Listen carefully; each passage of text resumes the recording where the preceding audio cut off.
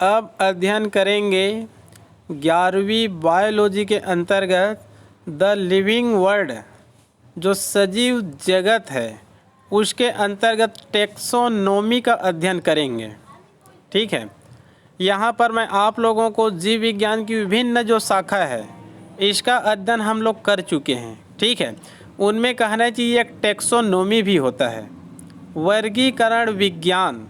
तो आप लोगों को मैं पिछले वीडियो में बताया था, प्रकृति में कहना चाहिए पूरे विश्व में प्रजातियों की संख्या 20 लाख से अधिक है, तो सभी का अध्ययन हम लोग नहीं कर सकते हैं। तो इसलिए क्या किया जाता है, क्लासिफिकेशन किया जाता है, वर्गीकरण किया जाता है। और वर्गीकरण विज्ञान के जनक किसको माने जाते हैं, कैरोलस लिनियस, जो स्वीडन के बहुत ही प्रसिद्ध वैज्ञानिक है। क्लियर। तो कहना चाहिए प्रकृति में 20 लाख से अधिक प्रजाति है। अब उसको कहना चाहिए क्लासिफिकेशन करना है, तो क्लासिफिकेशन करने के लिए कुछ आधार चाहिए। बिना आधार का क्लासिफिकेशन नहीं होगा। मान लो आपके पास बहुत सारे वस्तु हैं, तो उसको आप अलग अलग स्थानों में रखेंगे तो कुछ न कुछ वहाँ पर कहना चाहिए आप आधार मानेंगे। या तो एक जैसे दिखने वाले को अलग करेंगे, या फिर छोटे को अलग करेंगे, बड़े को अलग करेंगे। मतलब क्लासिफिकेशन करने के लिए कुछ न कुछ क्या चाहिए, आधार चाहिए। तो आप लोग सभी जानते हैं जो बायोलॉजी है ये कहना चाहिए लक्षण पर आधारित होते हैं। किस पर आधारित होते हैं, लक्षण पर आधारित होते हैं। ठीक है, जैसे कि झींगा मछली, व्हेल मछली, golden fish, silver fish, jelly fish, ये सब फिश है, लेकिन कई तो इनमें कहना चाहिए वास्तविक मछली है ही नहीं। केवल गोल्डन फिश ही कहना चाहिए वास्तविक मछली है। जेली फिश सिलेंट्रेटा है, सिल्वर फिश एक कीट है, डेविल फिश एक ऑक्टोपस है, व्हेल मछली एक मैमल्स है। ठीक है, तो इसमें फिश शब्द इस कारण लगा दिया गया है क्योंकि ये जल में पाए जाते हैं। ठीक है, लेकिन जब हम लोग लक्षण देखेंगे तो सभी का लक्षण अलग अलग होते हैं। व्हेल का लक्षण मैमल के समान होते हैं, मतलब मैमरी ग्लैंड से पाई जाती है, तब उसको मैमल्स में रखे हैं। डेविल फिश, ऑक्टोपस, इसमें मोलस्का के कैरेक्टर पाए जाते हैं। लेपिस्मा मतलब सिल्वर फिश, ये कहना चाहिए कीट के लक्षण पाए जाते हैं। ऑरेलिया जेली फिश, इसमें सिलेंट्रेटा के लक्षण पाए जाते हैं। प्रॉन झींगा मछली, इसमें आर्थ्रोपोडा के लक्षण पाए जाते हैं। क्लियर। तो ये कहना चाहिए जो शेप है, साइज है, कलर है, कितना बड़ा है, कितना छोटा है, ये सब मायने नहीं रखता है। बायोलॉजी में मायने रखता है कैरेक्टर, मतलब लक्षण, फीचर। ठीक है, यदि एक जैसे लक्षण है तो उसको क्लासिफिकेशन में आपको महत्व देना ही पड़ेगा। व्हेल मछली, आप वो मैमल है, ठीक है, लेकिन उनके अधिकांश लक्षण फिश जैसे ही होते हैं, लेकिन उनका जो मेन कैरेक्टर होता है मैमरी ग्लैंड का पाया जाना, वो कहना चाहिए मैमल से मिलता जुलता है। चमगादड़, टीरोपस, चमगादड़ कहना चाहिए पक्षी से मिलता जुलता है, लेकिन उसमें भी मैमरी ग्लैंड सब पाई जाती है, वो भी चाइल्ड को पैदा करते हैं, अतः वो क्या है, वो मैमल्स है। तो ये कैरेक्टर पर चलते हैं। तो उसी प्रकार से कहना चाहिए टेक्सोनोमी, तो यहाँ पर कहना चाहिए ये बॉटनी से रिलेटेड है यहाँ पर। ठीक है, तो यहाँ पर जो क्लासिफिकेशन किया गया है बॉटनी और जूलॉजी दोनों से रिलेटेड है। तो यहाँ पर क्लासिफिकेशन करने के लिए कुछ लक्षणों को आधार माना जाता है और उसी आधार के आधार पर इसका क्या किया जाता है, क्लासिफिकेशन किया जाता है। क्लियर। ये जो वर्गीकरण विज्ञान है इनके कहना चाहिए फादर ऑफ टेक्सोनोमी हम लोग कैरोलस लिनियस को कहते हैं। यही प्रथम वैज्ञानिक है जिन्होंने कहना चाहिए मान्यता प्राप्त टेक्सोनोमी दिया। हालांकि कहना चाहिए जो अरस्तु है वो भी प्रारंभिक वैज्ञानिक है, वो भी कहना चाहिए प्रारंभिक समय में कुछ जंतुओं को कलेक्शन किया था और कुछ पादपों का भी कलेक्शन किया था और पृथक्करण करने या वर्गीकरण करने का प्रयास किए थे, लेकिन सफलता प्राप्त नहीं किए थे, क्योंकि अरस्तु का समय है ईसा पूर्व का। क्लियर। तो यहाँ पर कहना चाहिए मुख्य रूप से टेक्सोनोमी या वर्गीकरण का 3 पद्धति दी गई है। पहले आप लोग 3 पद्धति का नाम याद कीजिए और उसके बाद साइंटिस्ट का नाम याद कीजिए, क्योंकि यहाँ से अधिकांश क्वेश्चन आते हैं। क्लियर। पहला है कृत्रिम पद्धति, आर्टिफिशियल। सेकंड है प्राकृतिक, नेचुरल। और तीसरा है जाति वृत्ति, मतलब फाइलोजेनेटिक रिलेशनशिप है ये, जाति वृत्ति संबंध, फाइलोजेनेटिक रिलेशन। ठीक है। तो यहाँ पर वर्गीकरण के 3 सिद्धांत या 3 पद्धति है। आर्टिफिशियल पहला, कृत्रिम, सेकंड है प्राकृतिक, नेचुरल, और तीसरा है फाइलोजेनेटिक, मतलब जाति वृत्ति। ठीक है। अब देखिए आधार क्या है, पहले का आधार देखेंगे और सेकंड का देखेंगे। पहला देखिए कृत्रिम पद्धति। यह बाह्य आकृति, मतलब उनके बाहरी लक्षण कैसे होते हैं, बाहरी इनके कहना चाहिए जो शेप कैसे होते हैं उसको प्राथमिकता दिया गया है, और मानव के लिए कितना महत्वपूर्ण है इन दोनों को कहना चाहिए इसमें महत्व दिया गया है। ठीक है। मतलब जब क्लासिफिकेशन किया गया तो उनकी बाह्य आकृति कैसे होती है, उनकी बाह्य आकृति कैसे होती है और मानव के लिए कितना महत्व रखते हैं, ये इस पर आधारित है। और कृत्रिम पद्धति को किस साइंटिस्ट ने दिया था, इसको भी आप लोग को याद करना पड़ेगा। ठीक है। तो पहला है अरस्तु। अरस्तु जब क्लासिफिकेशन किए थे तो कृत्रिम पद्धति को प्राथमिकता दिए थे। और अरस्तु के प्रसिद्ध 2 पुस्तक का नाम आप लोग याद रख लेंगे। एक है हिस्टोरिया एनिमेलिया, और दूसरा है स्केला नेचुरी और हिस्टोरिया एनिमेलिया। आगे है थियोफ्रेस्टस, ये बॉटनी के कहना चाहिए जनक हैं। अरस्तु जूलॉजी का जनक है और बायोलॉजी के भी जनक है, और थियोफ्रेस्टस बॉटनी के कहना चाहिए जनक है। क्लियर। इनके कहना चाहिए बुक का नाम है डी हिस्टोरिया प्लांटेरम या हिस्टोरिया प्लांटेरम थियोफ्रेस्टस। ठीक है। तीसरे साइंटिस्ट का नाम है जो कृत्रिम पद्धति को दिए थे, या फिर इनका जो क्लासिफिकेशन था वो कृत्रिम पद्धति पर आधारित थे, जॉन रे। ये भी प्रसिद्ध वैज्ञानिक है टेक्सोनोमी का, जॉन रे। इनके प्रसिद्ध पुस्तक का नाम है हिस्टोरिया जनरेलिस प्लांटेरम।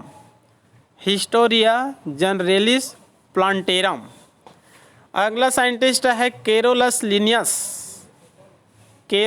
लिनियस। ये कहना चाहिए स्वीडन के साइंटिस्ट है, स्वीडन के महान वैज्ञानिक। इनके बुक का नाम है स्पीसीज प्लांटेरम। एक और पुस्तक का नाम है सिस्टेमा नेचुरी।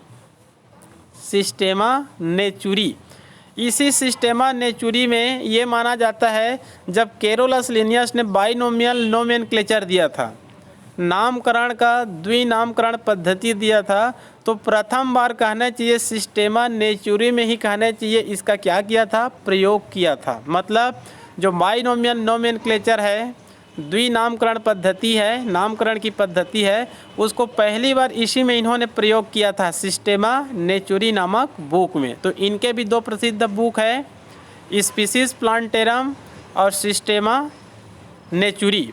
अरस्तु का पुस्तक याद रख लेंगे हिस्टोरिया एनिमेलिया और स्केला नेचुरी, और इसका है सिस्टेमा नेचुरी। ठीक है। थियोफ्रेस्टस, इनके पुस्तक का नाम है हिस्टोरिया प्लांटेरम, और जॉन रे, इनके पुस्तक का नाम है हिस्टोरिया जनरेलिस प्लांटेरम।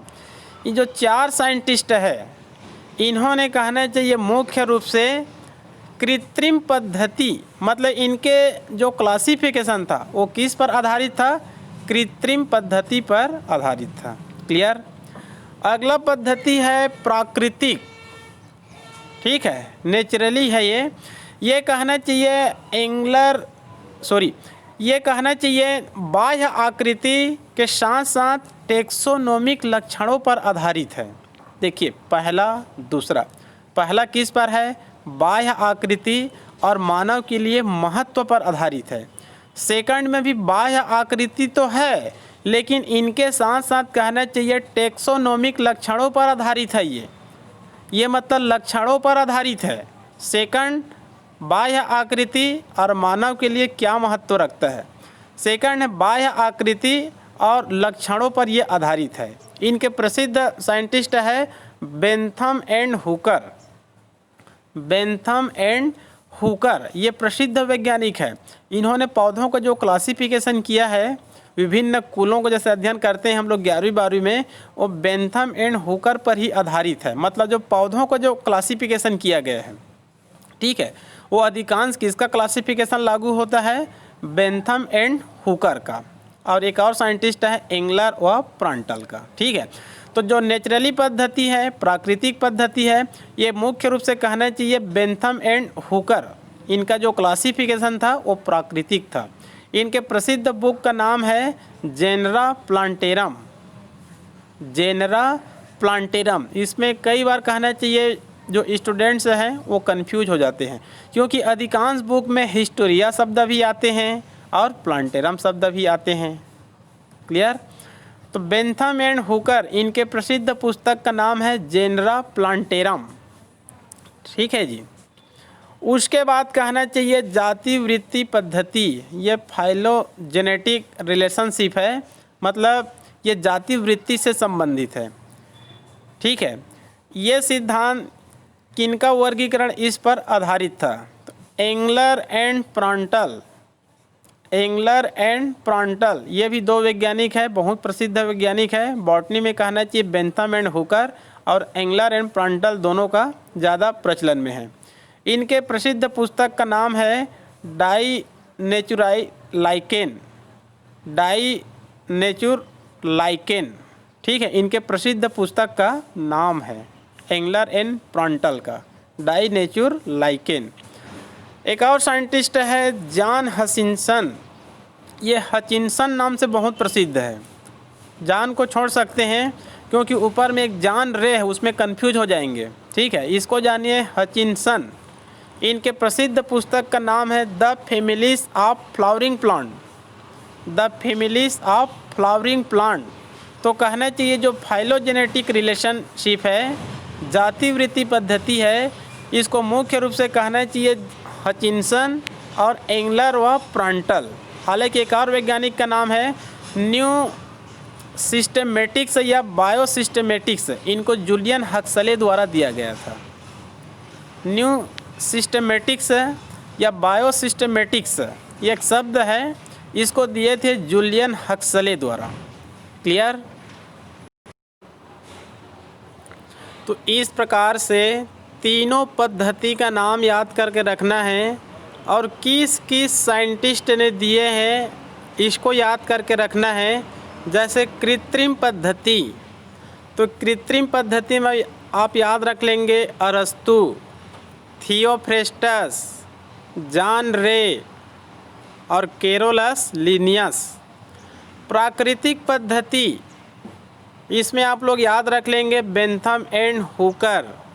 जाति वृत्ति पद्धति, इसमें याद रख लेंगे एंगलर एंड प्रांटल व हचिंसन, और एक कहना चाहिए जूलियन हक्सले। हालांकि ये जो जूलियन हक्सले है न्यू सिस्टेमेटिक्स या फिर बायो सिस्टेमेटिक्स दिए थे, वो क्लासिफिकेशन से रिलेटेड ज़्यादा नहीं है। तो आप लोग इसमें दो वैज्ञानिक का नाम याद रख लेंगे, एंगलर एंड प्रांटल और हचिंसन। पहले वाले में प्राकृतिक पद्धति में एक याद रख लेंगे बेंथम एंड हुकर, और कृत्रिम पद्धति में अरस्तु, थियोफ्रेस्टस, जॉन रे और कैरोलस लिनियस। ठीक है, कई बार कैरोलस लिनियस के पुस्तक का नाम को पूछा जाता है, तो कैरोलस लिनियस के पुस्तक का नाम है स्पीसीज प्लांटेरम और सिस्टेमा नेचुरी।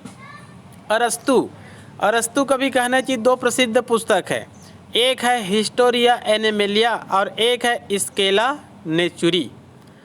बेंथम एंड हुकर, इनके पुस्तक का नाम है जेनरा प्लांटेरम। जॉन रे, इनके पुस्तक का नाम है हिस्टोरिया जनरेलिस प्लांटेरम। ठीक है जी। एंगलर एंड प्रांटल, इनके पुस्तक का नाम है डाई नेचुर लाइकेन। हचिंसन, इनके पुस्तक का नाम है the families of flowering plant. Flowering plant के कहना चाहिए जो कुल है उनसे ये रिलेटेड है। क्लियर। दो जगत वर्गीकरण प्रणाली, मतलब दो जगत वर्गीकरण प्रणाली मतलब बायोलॉजी को दो जगत में बांट दिया गया था प्रारंभ में। एक था बॉटनी और एक था जूलॉजी। तो दो जगत वर्गीकरण प्रणाली किसने दिए थे प्रारंभ में? Carolus Linnaeus. और कैरोलस लिनियस को ही कहना चाहिए टेक्सोनोमी का जनक माना जाता है। बाद में कहना चाहिए तीन जगत वर्गीकरण प्रणाली दे दिए गए, पहले दो जगत और उसके बाद तीन जगत। तो तीन जगत वर्गीकरण जो प्रणाली थे उसको किस साइंटिस्ट ने दिए थे? तो साइंटिस्ट का नाम है अर्नेस्ट हैकेल। पहले दो जगत कैरोलस लिनियस और बाद में तीन जगत इसको दिए थे अर्नेस्ट हैकेल ने। ठीक है जी। उसके बाद में आए पांच जगत वर्गीकरण प्रणाली। वर्तमान में कहना चाहिए यही पांच जगत वर्गीकरण प्रणाली मान्यता प्राप्त है। मतलब पूरे जो 20 लाख प्रजाति है उनको पांच जगत में बांट दिया गया है। क्लियर। तो पांच जगत वर्गीकरण प्रणाली इसको कहना चाहिए R.H. व्हिटकर नामक साइंटिस्ट ने 1969 में दिए थे। 1969 में दिए थे। तो इस पांच जगत वर्गीकरण में से केवल जो चार जगत है उनमें यूकैरियोटिक सेल्स को रखा गया है। आगे क्लियर हो जाएगा। एक जगत मोनेरा में कहना चाहिए प्रोकैरियोटिक सेल्स को रखा गया है। पांच जगत वर्गीकरण निम्न पांच सिद्धांतों पर आधारित है। आप लोग को मैं शुरू में बताया था, चाहे वो कृत्रिम पद्धति हो, चाहे प्राकृतिक पद्धति हो, चाहे जातिवृत्ति पद्धति हो, मतलब कोई भी साइंटिस्ट जब वर्गीकरण देते हैं तो उसका कुछ ना कुछ क्या होता है? आधार होता है। आप भी अपने घरों में कुछ वस्तुओं को यदि अलग अलग जगह रखेंगे, मतलब वर्गीकरण करेंगे, तो वहाँ पर कुछ आधार बनाएंगे कि एक जैसे को एक जगह, अलग को अलग या छोटे को अलग, मतलब कुछ ना कुछ आपको आधार तो बनाना ही पड़ेगा। तो यहाँ पर कहना चाहिए पांच जगत वर्गीकरण दिए हैं, तो यहाँ पर कहना चाहिए पांच आधार दिए हैं, कुछ लक्षण दिए हैं, उसी को मानते हुए उसी पर आधारित पांच जगत में संपूर्ण 20 लाख प्रजातियों को पांच जगत में विभाजित किया गया है। तो देखते हैं क्या क्या लक्षण है, किसको आधार माना गया है। पहला है सेल की जटिलता, कोशिका की जटिलता, मतलब कैसे कोशिका होती है। ठीक है। तो कोशिका की जटिलता दो ही प्रकार का होता है, एक होता है प्रोकैरियोटिक और एक होता है यूकैरियोटिक। इसी को ऊपर में लिखा गया है। पांच जगत में केवल पहला जगत जो मोनेरा होते हैं वो प्रोकैरियोटिक कोशिका होते हैं, बाकी चार जगत क्या होते हैं? यूकैरियोटिक होते हैं। ये सेल की जटिलता है। जीवों की शारीरिक जटिलता, जो जीव होते हैं उनके जो शरीर में जटिलता होती है उसको भी यहाँ पर एक आधार माना गया है। पोषण प्राप्ति का प्रकार, मतलब जो 20 लाख प्रजाति है उसमें पोषण प्रकृति का प्रकार कैसे होता है, टाइप्स कैसे होता है, उसको भी एक आधार माना गया है। ठीक है। चौथा है जातिवृत्ति संबंध, फाइलोजेनेटिक रिलेशनशिप, मतलब एक जीव का दूसरे जीव से क्या संबंध होता है उसको भी कहना चाहिए एक आधार माना गया है। और एक है इकोलॉजिकल लाइफ, मतलब पारिस्थितिक जीवन, इकोलॉजी, इसको भी कहना चाहिए एक आधार माना गया है। तो ये पांच आधार को मानते हुए इनको पांच जगत में विभाजित किया गया है। एक बार नीट में ही आया गया था, पांच जगत वर्गीकरण का आधार क्या है? पांच जगत वर्गीकरण का आधार क्या है? तो उसमें ऑप्शन में ये था पोषण प्राप्ति का प्रकार। पोषण प्राप्ति का प्रकार, ये भी मतलब पांच आधार में से एक महत्वपूर्ण आधार है। क्लियर। सेल की जटिलता तो है ही है, जीवों की शारीरिक जटिलता तो है ही है, जातिवृत्ति संबंध तो है ही है, इकोलॉजिकल लाइफ तो है ही है। क्लियर। आप यहाँ पर देखते हैं पांच जगत। पांच जगत में आप लोग पहले कहना चाहिए पांच जगत का नाम आप लोग याद कीजिए हमेशा के लिए। ठीक है। किंगडम, मोनेरा, प्रोटिस्टा, कवक, पादप, एनिमल। एनिमल से बना हुआ है एनिमेलिया, एनिमल से बना हुआ है एनिमेलिया। प्लांट जगत, इसको इंग्लिश में कहा जाता है प्लांटी, और प्लांटी मतलब प्लांट और प्लांट मतलब पादप। ये दोनों नाम से क्लियर है। एनिमेलिया मतलब इसमें केवल एनिमल आएंगे, पादप जगत में केवल पादप आएंगे। कवक मतलब फंजाई, इसमें केवल कवक ही आएंगे, फंजाई ही आएंगे। क्लियर। प्रोटिस्टा, इसमें कहना चाहिए प्रोटोजोआ आते हैं। इसमें क्या आते हैं? प्रोटोजोआ, मतलब अमीबा, पैरामीशियम, यूग्लिना और ट्रिपेनोसोमा गेम्बिएंस, लिस्मेनिया डोनोइनी। ठीक है जी, ये सब इसी के अंतर्गत आते हैं प्रोटिस्टा, प्रोटोजोआ, प्रोटिस्टा। प्रोटो मतलब पुराना और जोआ मतलब जीव, तो पुराना जीव। ठीक है जी। किंगडम मोनेरा, किंगडम मोनेरा के अंतर्गत जीवाणु आते हैं, वायरस लगभग नहीं आते हैं, उसको वायरोलॉजी में अलग अध्ययन किया जाता है। वायरस को तो पूर्ण कोशिका माना ही नहीं जाता है, तो वो अलग ही है। लेकिन मोनेरा के अंतर्गत सूक्ष्म जीव आते हैं और सूक्ष्म जीव में सबसे हम लोग प्राथमिकता देंगे जीवाणु, मतलब जीवाणु को ही किंगडम मोनेरा में रखा गया है। तो 5 जगत याद रखिए, किंगडम मोनेरा, प्रोटिस्टा, कवक, पादप और एनिमेलिया, 5 जगत। अब देखते हैं, यहाँ पर कहना चाहिए कोशिका, पोषण, शारीरिक संगठन, इकोलॉजिकल लाइफ। इसके आधार पर देखते हैं कंपैरेटिव करके। क्लियर। कोशिका, कोशिका 2 प्रकार के होते हैं। ठीक है जी, एक होते हैं प्रोकैरियोटिक और एक होते हैं यूकैरियोटिक।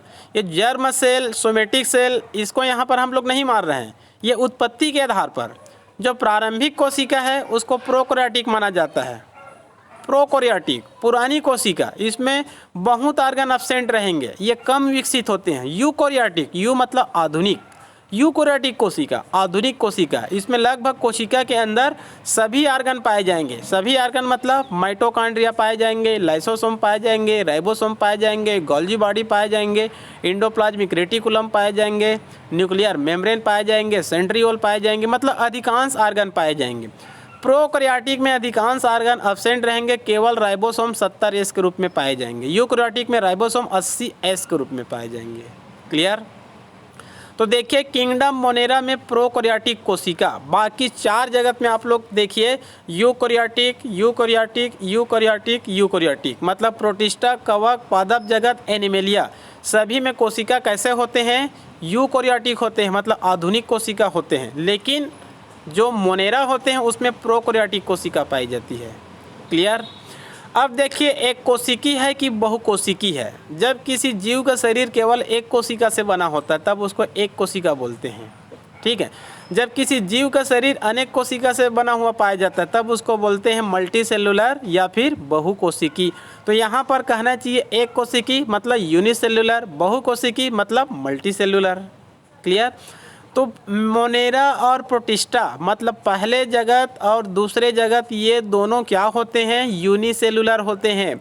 बैक्टीरिया भी यूनिसेलुलर होते हैं और प्रोटिस्टा के अंतर्गत जो प्रोटोजोआ होते हैं, अमीबा होते हैं, पैरामीशियम, यूग्लिना, प्लाज्मोडियम, ये सब कहना चाहिए एक कोशिकी होते हैं। बाकी इधर जो 3 जगत है वो 3 जगत सभी क्या रहेंगे?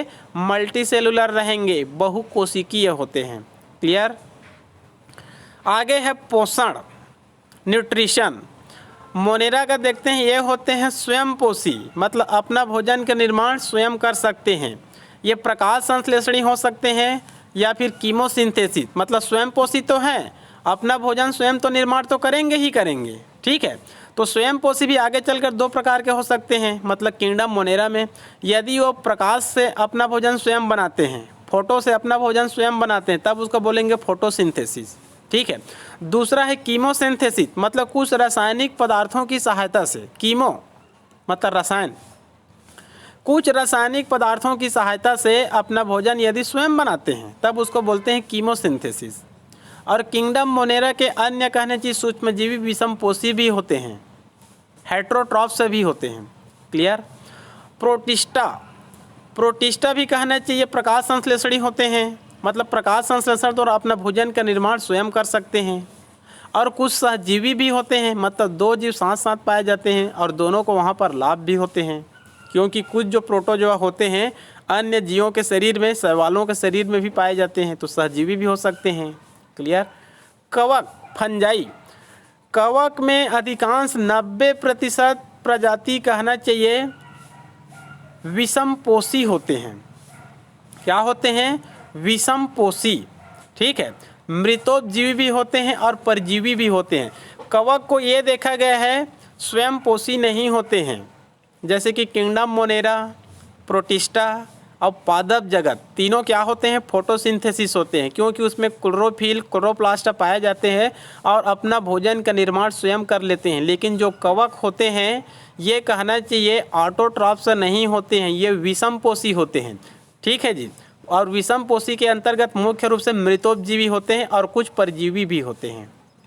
क्लियर। पादप जगत तो क्लियर है।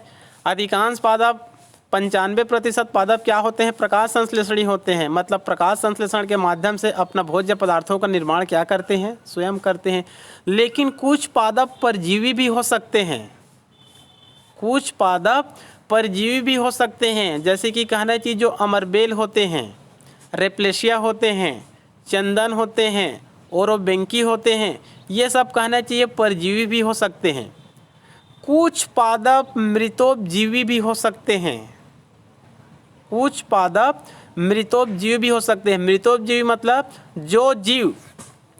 जो पादप अपना भोज्य पदार्थ सड़े गले कार्बनिक भोज्य पदार्थों से प्राप्त करते हैं उसको मृतोपजीवी कहते हैं। जैसे कि अधिकांश कहने चाहिए सूक्ष्मजीवी होते हैं, वो कहने चाहिए सीवेज में पाए जाते हैं, वाहित मल में पाए जाते हैं, और वहीं पर कहना चाहिए जो सड़े गले कार्बनिक पदार्थ होते हैं उसी से अपना भोजन प्राप्त करते हैं। कुछ पादप कीटभक्षी भी होते हैं, मतलब कीटों को भोजन के रूप में ग्रहण करते हैं। ठीक है जी। विशेष रूप से 5-6 पादप है जो कीटभक्षी होते हैं। ये पादप ऐसे स्थानों में पाए जाते हैं जहाँ पर नाइट्रोजन की क्या होती है, कमी होती है। तो नाइट्रोजन की कमी की पूर्ति करने के लिए ये कीटों में पाए जाने वाले नाइट्रोजन को क्या करते हैं, ग्रहण करते हैं। मतलब कीटों को ग्रहण करते हैं तब इसको नाइट्रोजन मिल जाता है। ऐसे पौधे दलदली स्थानों में पाए जाते हैं जहाँ पर नाइट्रोजन की कमी होती है। एक प्रसिद्ध पादप है कलश पादप, निफेंथिस, ये बहुत ही भारत में प्रसिद्ध है, निफेंथिस कलश पादप। दूसरा होता है Drosera, Dionaea, butterwort, Utricularia, butterwort, Drosera, Nepenthes. ठीक है जी। ये कहना चाहिए विशेष रूप से कीटभक्षी पादप होते हैं। क्लियर। एनिमेलिया तो ऑटोट्रॉफ्स होते ही नहीं हैं, क्योंकि जंतुओं के शरीर में क्लोरोफिल क्लोरोप्लास्ट नहीं पाए जाते हैं, जिसके कारण अपना भोज्य पदार्थ का निर्माण स्वयं नहीं कर सकते हैं। अतः समस्त एनिमेलिया एनिमल क्या होते हैं, हेट्रोट्रॉफ्स होते हैं, विषमपोषी होते हैं। और ये अनेक प्रकार से हो सकते हैं, जैसे होलोजोइक, मतलब ये जंतु को निगल कर ग्रहण करते हैं। इसी के अंतर्गत शाकाहारी हो सकते हैं, मांसाहारी हो सकते हैं, सर्वाहारी हो सकते हैं, रक्तभक्षी हो सकते हैं, फलाहारी हो सकते हैं। ये सब विषमपोषी होते हैं। क्लियर। आगे है शारीरिक संगठन। शारीरिक संगठन में किंगडम मोनेरा और किंगडम प्रोटिस्टा दोनों माइक्रोस्कोपिक होते हैं, मतलब सूक्ष्म जीवी होते हैं। मतलब हम लोग इनको दोनों को कहना चाहिए खुली आँखों से नहीं देख सकते। कोई भी सूक्ष्म जीवी चाहे मोनेरा का हो चाहे प्रोटिस्टा का हो, क्योंकि दोनों कहना चाहिए एक कोशिकी भी होते हैं। दोनों को हम लोग खुली आँखों से नहीं देख सकते हैं। दोनों को देखने के लिए, क्योंकि एक कोशिकी होती है और हम लोग कोशिका को कहना चाहिए खुली आँखों से नहीं देख सकते हैं, अतः इसके लिए माइक्रोस्कोप की आवश्यकता पड़ती है। क्लियर। आगे है कवक, ये माइक्रोस्कोपिक नहीं होते हैं। आगे तीनों कहना चाहिए कवक, पादप, एनिमेलिया माइक्रोस्कोपिक नहीं होते हैं। क्लियर। लेकिन जो कवक होते हैं इनकी विशेषता होती है, इनका शरीर में कहना चाहिए फिलामेंट्स पाई जाती है, तंतुअत पाई जाती है, जिसके कारण फिलामेंट्स से जो बनी हुई धागे जैसी संरचना होती है उसको माइसिलियम कहा जाता है। क्या कहा जाता है, माइसिलियम, या फिर आगे चलकर ये हाइफी, माइसिलियम या फिर हाइफी की उपस्थिति होना कवक का महत्वपूर्ण लक्षण होता है, क्योंकि केवल ये फंजाई में ही पाई जाती है, हाइफी या फिर माइसिलियम। कवक जाल, माइसिलियम मतलब हिंदी में कवक जाल, अन्य 4 जगत में कवक जाल नहीं पाई जाती है। क्लियर। और जो पादप जगत है एनिमेलिया है, ये भी माइक्रोस्कोपिक नहीं है। क्लियर। आगे है इकोलॉजिकल लाइफ इनके कैसे होती है। तो इकोलॉजिकल लाइफ जैसे कि इकोलॉजी हम लोग 12वीं में विशेष रूप से अध्ययन किए हैं, ठीक है। इसमें कहना चाहिए जो एनिमल होते हैं और जो प्लांट होते हैं उसको कहना चाहिए, प्लांट को हम लोग प्रोड्यूसर कहते हैं। क्या बोलते हैं? प्रोड्यूसर, ठीक है जी। देखिए जो इकोलॉजी होते हैं उनको 2 घटकों में हम लोग विभाजित कर देते हैं। एक होता है एबायोटिक और एक होता है बायोटिक। एक होता है अजैविक और एक होता है जैविक। अजैविक के अंतर्गत कार्बनिक पदार्थ, अकार्बनिक पदार्थ और जलवायु पदार्थ आते हैं। अकार्बनिक, कार्बनिक और जलवायु एबायोटिक फैक्टर के अंतर्गत। क्लियर? बायोटिक फैक्टर मतलब जैविक घटक, इसके अंतर्गत 3 आते हैं, प्रोड्यूसर, कंज्यूमर, डिकम्पोजर। प्रोड्यूसर मतलब उत्पादक और उत्पादक मतलब पौधे। कंज्यूमर मतलब उपभोक्ता, और ये 3 होते हैं, primary consumer, secondary consumer, tertiary consumer. Primary consumer कहना चाहिए प्राथमिक उपभोक्ता, वो शाकाहारी होते हैं। सेकेंडरी कंज्यूमर ये मांसाहारी होते हैं और प्राइमरी कंज्यूमर को भोजन के रूप में ग्रहण करते हैं। टर्शियरी कंज्यूमर जिनको टॉप कंज्यूमर भी कहा जाता है, तृतीयक उपभोक्ता, ये मांसाहारी होते हैं और भोजन के रूप में सेकेंडरी कंज्यूमर को भोजन के रूप में ग्रहण करते हैं। तीसरा होता है डिकम्पोजर मतलब अपघटनकर्ता। अपघटनकर्ता के अंतर्गत कवक आते हैं, बैक्टीरिया आते हैं और अन्य सूक्ष्मजीवी आते हैं। जो कहना चाहिए जो प्रोड्यूसर होते हैं और कंज्यूमर, तीनों प्रकार के कंज्यूमर और प्रोड्यूसर, जब इनकी मृत्यु होती है भूमि में, तो भूमि में पाए जाने वाले सूक्ष्मजीवी होते हैं जो उनके शरीर में पाए जाने वाले जटिल कार्बनिक पदार्थों को, उनके शरीर में पाए जाने वाले जटिल कार्बनिक पदार्थों को सिंपल कार्बनिक पदार्थों में क्या कर देते हैं? चेंज कर देते हैं, और इस प्रकार से वातावरण में क्या कर देते हैं? मिला देते हैं। तब इसको क्या कहा जाता है? डिकम्पोजर, अपघटनकर्ता। ठीक है जी। इसके अंतर्गत माइक्रोस्कोपिक एनिमल आते हैं, तो किंगडम मोनेरा और प्रोटिस्टा और कवक, इसमें विशेष रूप से डिकम्पोजर में मोनेरा आते हैं और कवक आते हैं, क्योंकि ये दोनों ही सूक्ष्मजीवी अपघटनकर्ता या फिर डिकम्पोजर कहलाते हैं। क्लियर? प्रोटिस्टा भी कहना चाहिए माइक्रोस्कोपिक जरूर होते हैं, लेकिन ये जनरली तौर पर कहना चाहिए डिकम्पोजर का कार्य नहीं करते हैं। हम लोग अभी तक नहीं सुने हैं कि अमीबा है, कि पैरामीशियम है, कि यूग्लिना है, कि प्लाज्मोडियम है। ये कहना चाहिए अपघटनकर्ता का कार्य करते हैं, तो जनरली तौर पर ये इसमें नहीं आते हैं। क्लियर? तो मोनेरा और कवक डिकम्पोजर है, अपघटन करता है। क्लियर? आगे है पादप जगत। पादप जगत कहना चाहिए इकोलॉजी में क्या कहलाते हैं? प्रोड्यूसर कहलाते हैं। ये प्रकाश संश्लेषण के माध्यम से हमारे लिए भोज्य पदार्थों का क्या करते हैं? निर्माण करते हैं। तो पादप जगत क्या है? प्रोड्यूसर है, उत्पादक है। क्लियर?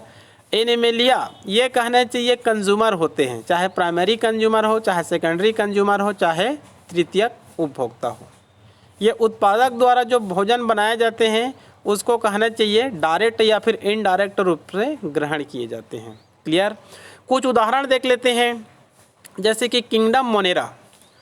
किंगडम मोनेरा के अंतर्गत विशेष रूप से कहना चाहिए बैक्टीरिया आते हैं, सभी बैक्टीरिया। एक्टिनोमाइसिटीज, माइकोप्लाज्मा सबसे छोटे जीव माने जाते हैं। इसी के अंतर्गत साइनोबैक्टीरिया ये सब आते हैं। जीवाणु, एक्टिनोमाइसिटीज, माइकोप्लाज्मा, साइनोबैक्टीरिया ये सब किंगडम मोनेरा के अंतर्गत आते हैं। क्लियर? प्रोटिस्टा मतलब प्रोटोजोआ, मतलब अमीबा है, पैरामीशियम है, Euglena, Plasmodium, Trypanosoma, gambiense and Leishmania donovani, Entamoeba, histolytica. आगे इन सब का अध्ययन करेंगे हम लोग। जब 5 जगत वर्गीकरण का अध्ययन करेंगे तो 5 जगत का हम लोग अलग अलग अध्ययन करेंगे, तो वहाँ पर विस्तृत आपको उदाहरण मिलेगा। क्लियर? कवक तीसरा जगत है, इसके अंतर्गत कवक आते हैं, मोल्ड आते हैं और मशरूम, जिसको हम लोग भोजन के रूप में ग्रहण करते हैं। एगेरिकस कहते हैं इसको, मशरूम या फिर एगेरिकस। क्लियर? पादप जगत के अंतर्गत जितने भी पादप होते हैं, चाहे छोटे पादप हो चाहे बड़े पादप हो, तो विज्ञान की दृष्टि से इसको कहना चाहिए 5 भागों में विभाजित किया जाता है। शैवाल, ब्रायोफाइटा, टेरिडोफाइटा, जिम्नोस्पर्म, एंजियोस्पर्म। शैवाल मतलब जैसे कि जो तालाब की जो पचरी होते हैं, जहाँ हम लोग नहाते हैं, वहाँ पर कहना चाहिए जो तालाब की पचरी होती है उसमें कुछ शैवाल पाए जाते हैं। किसी दीवार में कहना चाहिए जब पानी लगातार उसमें से टपकती रहती है तो वहाँ पर कहना चाहिए कुछ हरे हरे दिखाई देते हैं, वो भी क्या होते हैं? शैवाल होते हैं। तो शैवाल कैसे होता है, छोटे है बड़े हैं, ये मायने नहीं रखता है। उस शैवाल में पादप के लक्षण पाए जाते हैं। पादप के लक्षण मतलब ऊपर में देखिए यूकैरियोटिक सेल पाए जाएंगे, मल्टीसेलुलर रहेंगे, प्रकाश संश्लेषणी रहेंगे, माइक्रोस्कोपिक नहीं रहेंगे, इकोलॉजी में उत्पादक का कार्य करेंगे। अतः इतने गुण इसमें पाई जाती है, अतः शैवाल क्या है? पादप है। ठीक है जी। ब्रायोफाइटा, इसको उभयचर कहा जाता है। ब्रायोफाइटा के पौधे जल में भी पाए जा सकते हैं और थल में भी पाए जा सकते हैं। Clear? Pteridophyta, gymnosperm, angiosperm. Gymnosperm मतलब अनावृत बीजी और एंजियोस्पर्म मतलब आवृत बीजी। आवृत बीजी मतलब एंजियोस्पर्म और एंजियोस्पर्म मतलब फ्लावरिंग प्लांट, पुष्पीय पादप। हमारे घरों के आसपास जितने भी पादप पाए जाते हैं वो सब कहना चाहिए फ्लावरिंग प्लांट ही होते हैं। चाहे आप घास भी देखिए, केला भी देखिए, नीम देखिए, बबूल देखिए, मतलब हमारे घरों के आसपास जितने भी पादप है उसमें से समझ जाइए आप अधिकांश क्या होते हैं? एंजियोस्पर्म होते हैं। फ्लावरिंग प्लांट जिसमें पुष्प पाई जाती है, एंजियोस्पर्म कहिए, चाहे उसको आवृत बीजी कहिए, चाहे उसको फ्लावरिंग प्लांट कहिए। जिम्नोस्पर्म अनावृत बीजी मतलब इसमें कहना चाहिए ये नग्न बीज होते हैं। क्या होते हैं? नग्न बीज होते हैं। मतलब बीज तो होते हैं लेकिन चारों तरफ इसमें फल इसमें नहीं पाए जाते हैं, जिसके कारण इसको नग्न बीज कहा जाता है। क्लियर? एनिमेलिया, इसके अंतर्गत समस्त जंतु आते हैं। प्रोटोजोआ को छोड़ देते हैं। उसके बाद कहना चाहिए जो पोरीफेरा, सिलेंट्रेटा। पहले एनिमेलिया को दो भागों में विभाजित कर देंगे, एक होता है अकशेरुकी और एक होता है कशेरुकी। अकशेरुकी मतलब नॉन कार्डेटा, कशेरुकी मतलब कार्डेटा। और दोनों में मेन अंतर यह होता है अकशेरुकी में बोन नहीं पाई जाती है, अस्थि नहीं पाई जाती है, और कशेरुकी मतलब कार्डेटा, उसमें बोन, उसमें अस्थियां उसमें पाई जाती है। तो अकशेरुकी के अंतर्गत, नॉन कार्डेटा के अंतर्गत Porifera, Coelenterata, Platyhelminthes, Nemathelminthes, Annelida, Arthropoda, Mollusca, Echinodermata, Hemichordata, ये सब आते हैं जिसमें बोन या अस्थियां नहीं पाई जाती है। ये सब जली होते हैं क्योंकि जीवों का विकास भी जली से थली की ओर हुआ है। कार्डेटा, कशेरुकी मतलब वर्टिब्रेटा, इसके अंतर्गत यूरोकार्डेटा, सिफेलोकार्डेटा, एग्नेथा, ग्नैथोस्टोमेटा। ग्नैथोस्टोमेटा को आगे चलकर दो भागों में विभाजित कर देते हैं सुपर क्लास में। एक होता है पिसीज जिसके अंतर्गत समस्त मछलियाँ आती है। एक होता है टेट्रापोडा मतलब चार पाद, इसके अंतर्गत एम्फीबिया, रेप्टिलिया, एविस, मैमल्स, ये सब एनिमेलिया है ये। ठीक है जी। तो ये हो गया आप लोगों का 5 जगत। ठीक है जी। उसके बाद कहना चाहिए आगे है नामकरण। ठीक है, इसका हम लोग जस्ट इसके बाद अध्ययन करेंगे। ठीक है, तो आज के लिए केवल इतना ही, और अगले दिन आगे अध्ययन करेंगे 11वीं बायोलॉजी के अंतर्गत नोमेनक्लेचर मतलब नामकरण, और कुछ का कहना चाहिए वैज्ञानिक नाम का। ठीक है जी। तो आज के लिए केवल इतना ही।